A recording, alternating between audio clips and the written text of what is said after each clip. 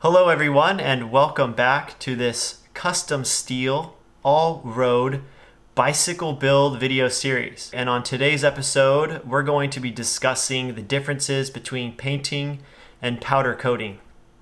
So the plan is we're going to head over to Fitz Cycles in Santa Rosa, California, where John Fitzgerald has agreed to discuss these two coating options with me. So if you haven't already seen the first 4 videos in this series, I'll go ahead and put a card up here on your screen. Feel free to check those out now or later. And without further ado, let's go see what John's doing. So what's the difference between paint and powder coat, John? Tell me everything there is to know. Well, that'll be a short conversation. I want the chemical equation for powder coating. Well, in terms of process, powder coating is, it is like the name implies, it's a powder. It's kind of like if you can imagine pulverized plastic. You know, it's really fine. And a frame is, stripped and pre-baked to get the oils out, and it's sandblasted prior to it. And then the frame, one end is connected to, I think it's the negative charge. Okay. And the powder that comes out is the positive. So it's kind of like a static cling. So the powder is sprayed out of this little gun and it flies and mists out and it clings to the frame. And then once you got, your coverage, you put it in an oven and you essentially bake it, and then the powder wets out, and then that's when it adheres to the frame. It's very durable, super durable. And yeah, it looks good.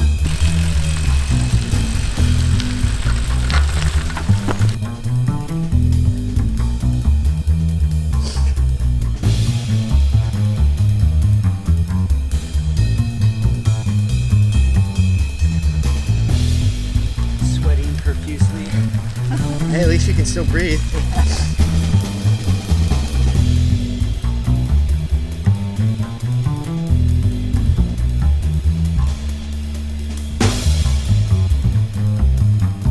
Wow, look at that. Here. Yeah. Kind of ice cream. Well, that's what you guys are. At the ice cream social.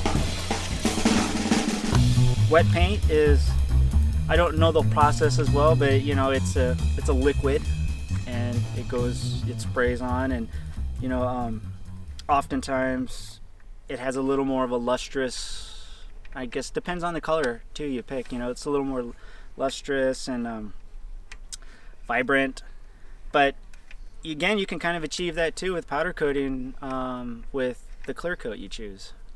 And is the clear coat a separate step that you pay for after powder coating, or is that part of the powder coating process? Well, it's a separate step. It can go both ways. So with me, you don't pay extra for it. You get a single color and you get a clear coat.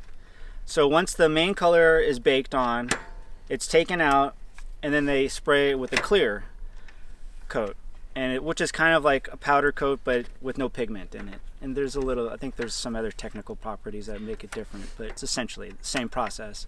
And then they toss it back into the oven until it wets out, and then you're good to go. With paint, I think it's a similar process, but I mean, there's no, it's a liquid, not a powder. And the guy that I take it to at D&D Cycles in San Leandro, I think he puts on 2 coats of clear. And you can put a wet clear coat over a powder coat. Some people ask for that, like if they want a clear coat over their decal, their sticker set, Mm-hmm. And that's an extra. It's an extra cost. Okay, so in terms of the lug work, is powder coating going to somehow hide the lug work, make it, more or less fill in sort of some of the lug itself, some of the detail of the lug?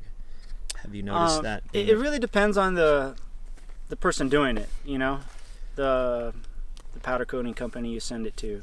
People who do bikes a lot can do a really good job and kind of minimize that aspect quite a bit. But a really good, if you put the two side by side, you could probably tell some differences. It really just depends on like is it $500 difference to you as the customer? You know, putting the two side by side, is the wet paint one $500 better for your tastes? You know, and if money's not an issue and to your eye it's worth it, then spend the money on it. This one was powder coated by West Coast Powder Coating in South San Francisco. Okay. Well, it looks pretty nice. You know, if we're talking show stuff, I mean, if you're gonna be taking a bike to a show, you know, chances are you probably would go with paint. Okay. But then again, you know, it just kind of depends on how you're gonna use the bike and how you as a customer are honest with yourself with your equipment. You know, if you abuse stuff and you're gonna be taking it off road a lot and pounding it, you know, powder coat might be the better option. It kind of just depends on you and what you're going to be using it for and how much money you want to spend. In terms of durability, how do they compare? Well, let's just put it this way. Like, I would never wet paint a mountain bike. You know, I would powder coat it just because it's going to get nicked. You know, rocks are going to hit it. Mud's going to come up and scrape it. Twigs are going to brush up against it. Things of that regard. For me, powder coating is great. I don't necessarily need to spend the extra money unless I want, you know, panels, you know, contrasting lugs, that kind of stuff, multicolor, you know, colorway for the bike. If you really just want a single color and you know, your budget calls for it, you know, or you personally don't, you know, think that your eye is such that it warrants spending the extra money and that the quality of this kind of powder coating is good. And I don't want to say good enough because it's good. Is it better than wet paint? No. But is it that much less than wet paint? I don't know. You know, to me, I'm very happy with this. But that's kind of like, you know, a customer's call, really. I don't take any credit and I don't take any blame when it comes to color. You know, it's left up to the customer wholeheartedly. I say if you have the money and you have the taste and eye for it, then spend the extra money and get wet paint.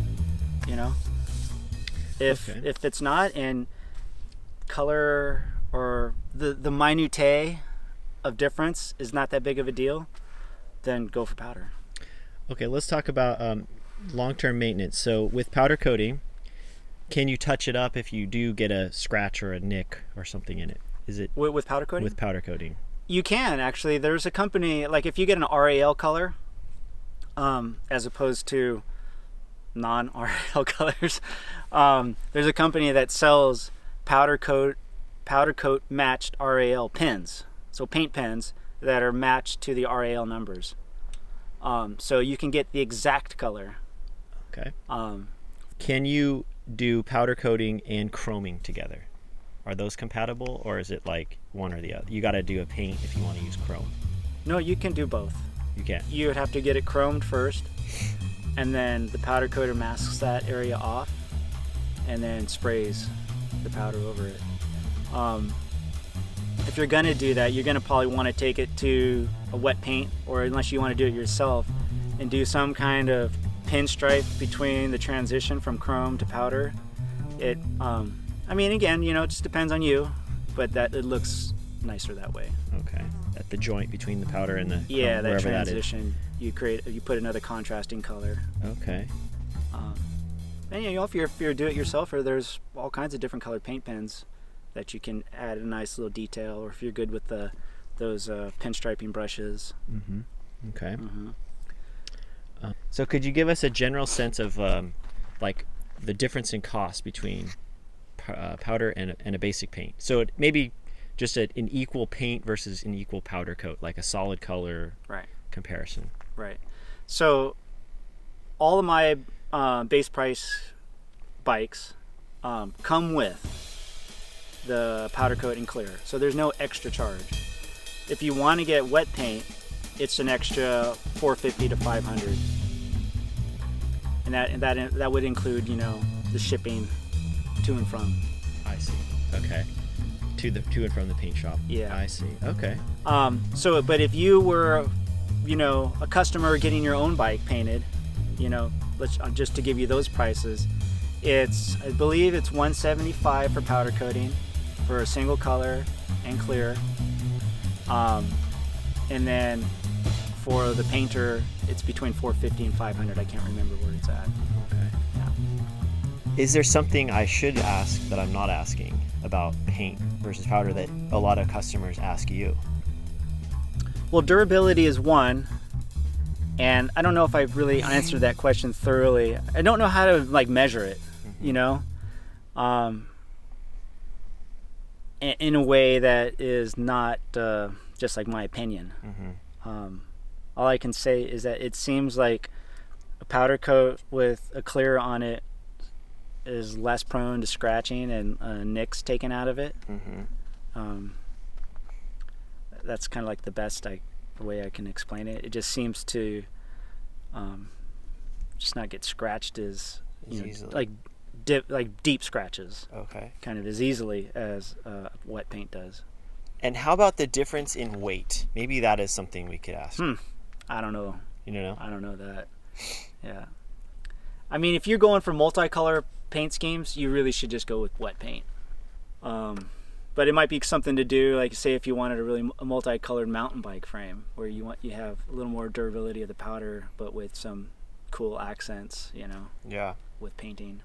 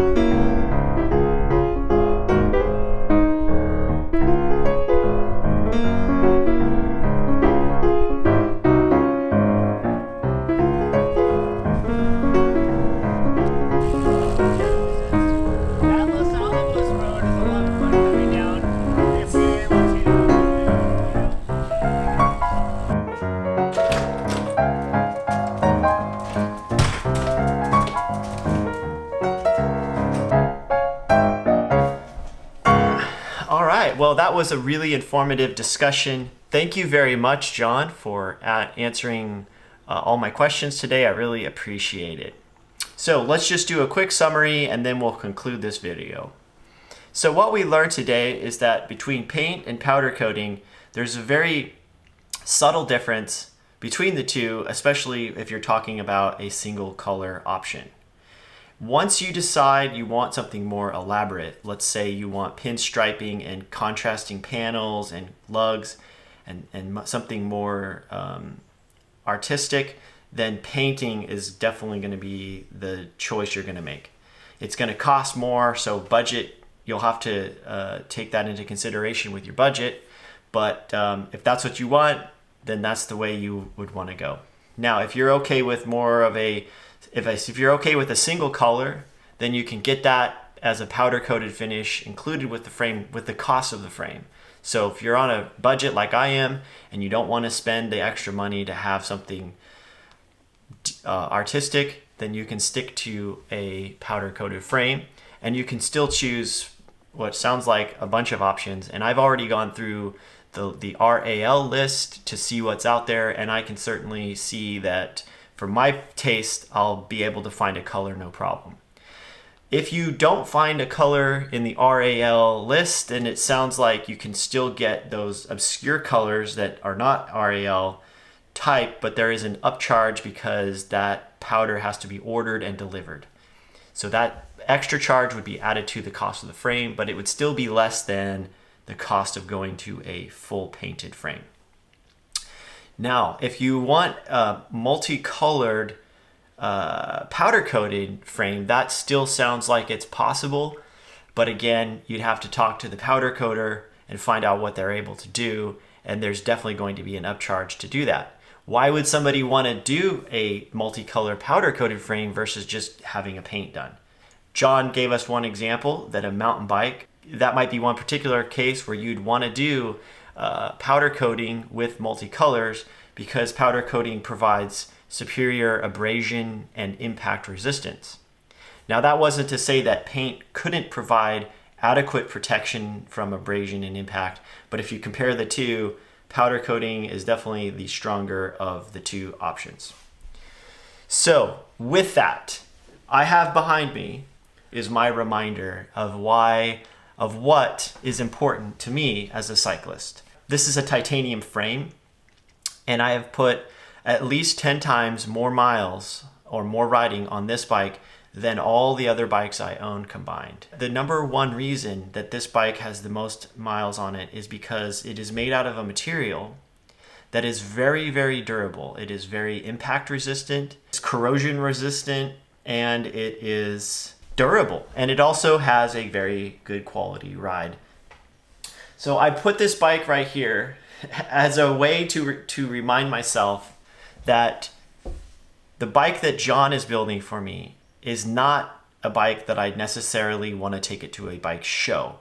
What I want is a bike that I can ride, and then I can do limited amounts of maintenance to it and only maintain it when I need to. So that means I realize as a cyclist that to be able to ride more miles and to spend more time riding, I need a bike that I spend less time maintaining.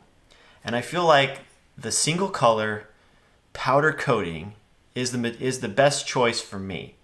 All right, well, I think that's going to conclude today's video. Thanks for watching. I hope to see you all in the next video, and have a great day.